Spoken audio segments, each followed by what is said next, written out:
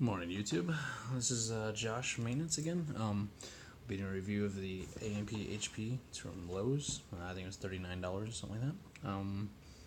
Yeah, let's dive in. Usually have a Milwaukee pocket knife on me, but I like it because you can just replace the razor blade. No big deal. You break it. No crying. I got the knife just in case. One day I forgot it, and then that one day you needed it. So. I mostly use this, but I use it a lot for school. Now it's kind of just holds a bunch of catch-all tools in my car that my toolbox won't hold. I'm a robotic weld tech again, so. But on this side, I had all the surface wrenches. They're good for, conduit and all that good stuff. Strut, a lot of that. I'm sure it's good for automotive stuff too, but I'm not. I know how to change oil. That's about it. Change a tire. Let's do the front. Front one, I just have cheap tools, zip ties. I use these a little bit for school, not very often.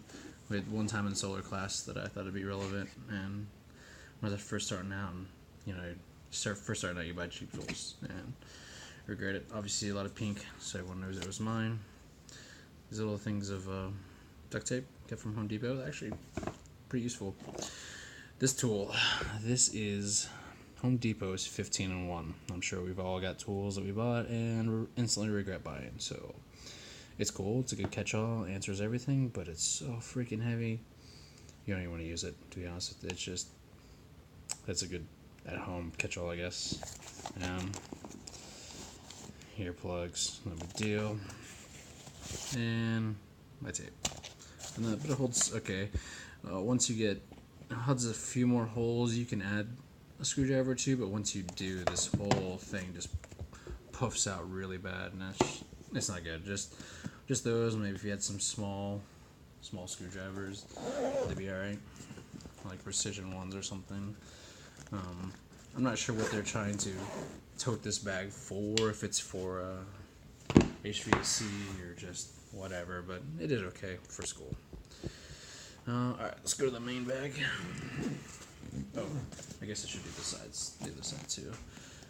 This side, it holds my Torpedo Level, which don't really use it that often. I just needed somewhere to carry it. And then in this dual, I got all sorts of things. Yeah, every catch-all has got everything in it. Ground screws, my lockout for switches, impacts, nuts, how it works.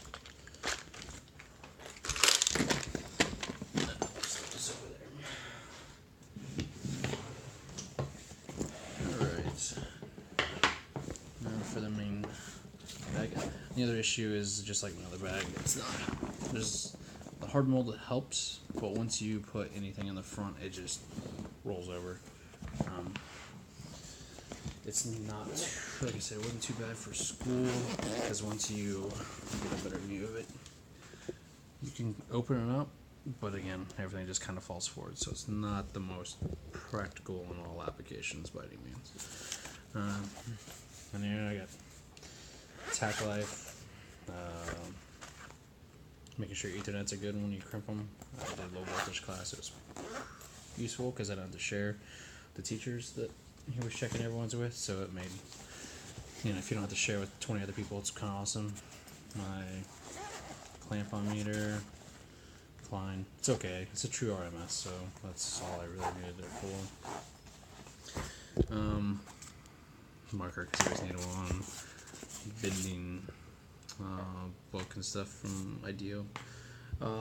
So this one, but this bag here can hold your laptop.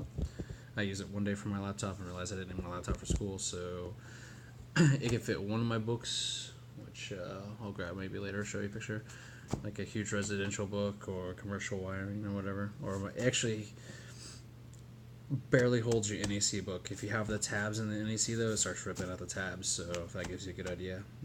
We have so it's just big enough, but if you have anything extra, it's not. Alright. But I could usually fit two of my things in there and for class and it'd be just fine. For class, we usually have one or the other, bookwork or whatever, or lab. Hammer, heavy duty. No idea where I got it from. Had it since I don't know.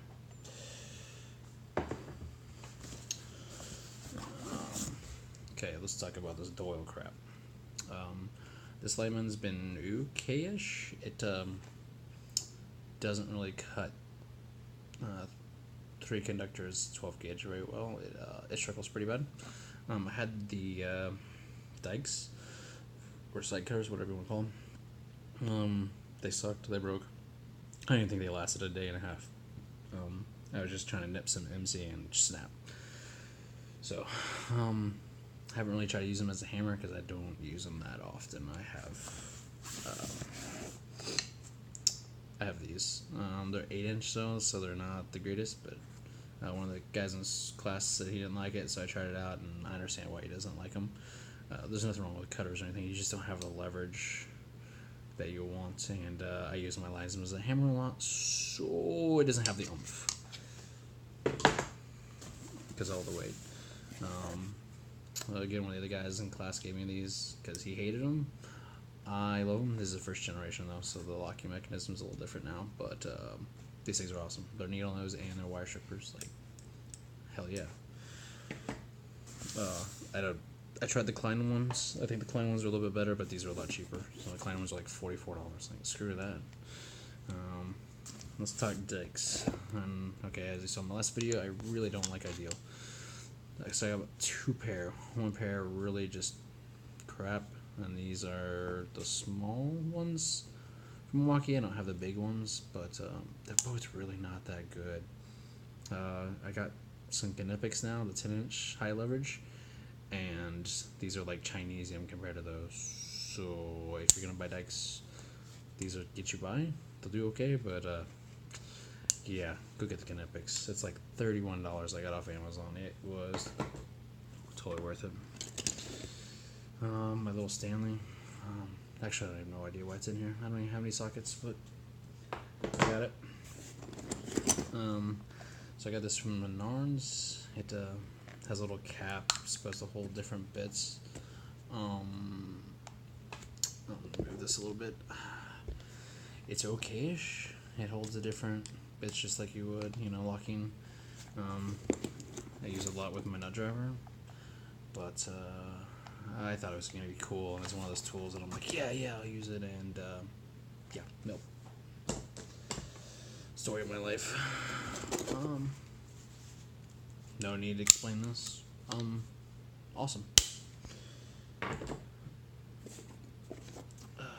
These were, I don't even know what brand these are, but they're little tunnel screwdriver kind of things. They do okay. Nothing to complain. Not awesome, but not horrible. Stanley Fat Max for Milwaukee. Tape measure for life, basically, for me. The Fat Max is pretty awesome because you can get like quite a few feet out before it starts bending and stuff. Adjustable wrench, we all know what these are for. This is a DeWalt one. It's I don't know how many inches, but anyway, it's okay. It rounds off stuff once on a grand while, but I have the Kinetic plier wrench now, so, and I'm waiting on my Weha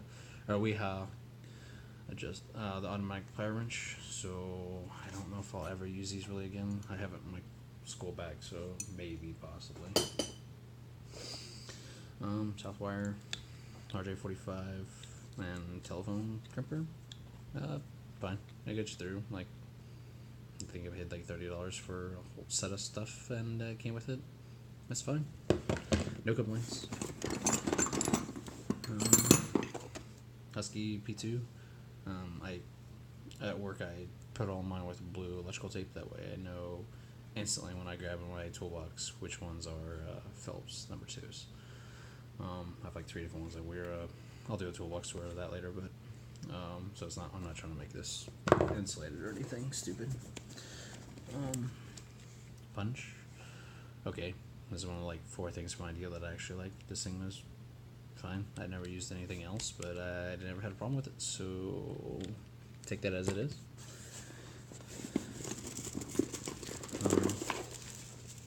Walmart zip ties. Sure. they do okay. This is another ideal set. I have really nothing to compare it to. One of the other guys had a Klein. To be honest with you, didn't really see much of a difference in them. It's for low voltage. You have a coax stripper, strips it perfectly. Dikes work just as well almost. I mean, these cut a little smoother, especially like coax stuff, so you don't have that. Sometimes with dikes you'll have that angle or the pinching effect of it. These kind of shear them all, but yeah, whatever. And then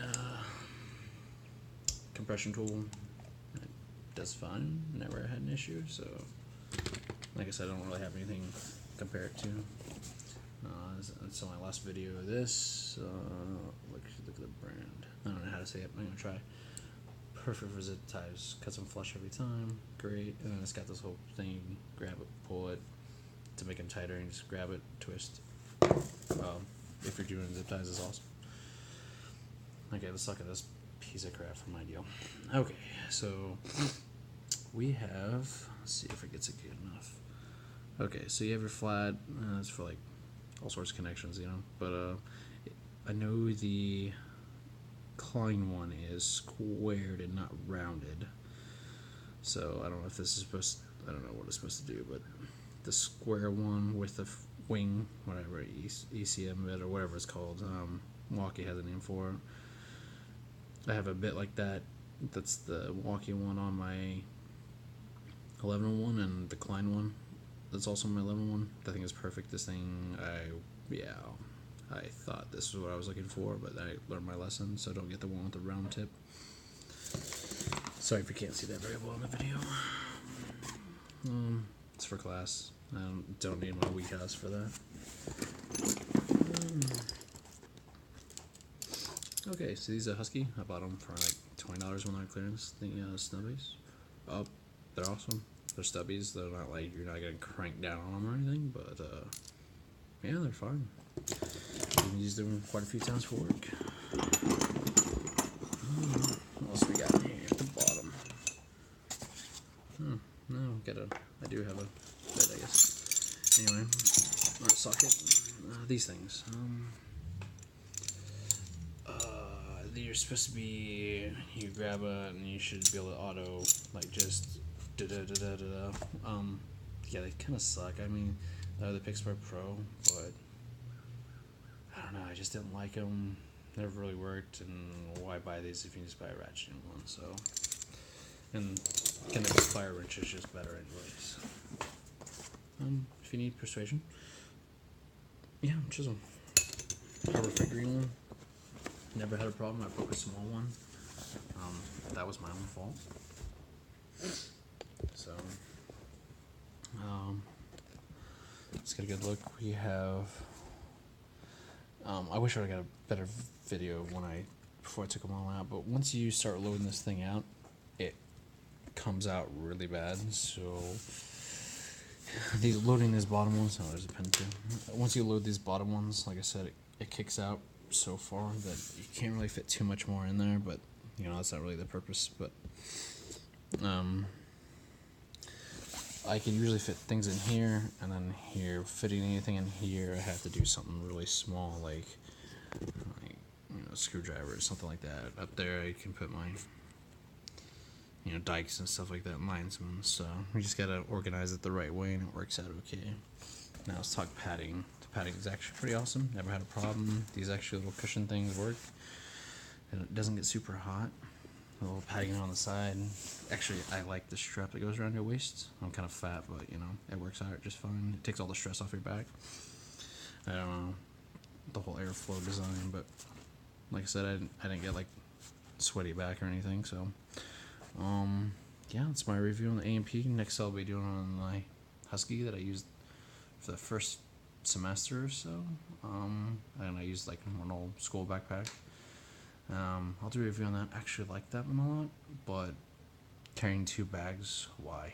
When you can just carry one.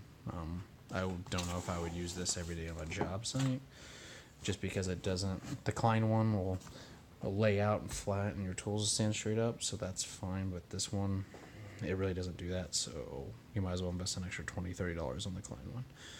Haven't tried the Milwaukee one. No need to. I just need this for school, so sorry I can't help you on that one, guys. Yeah, that's it. Have a beautiful day.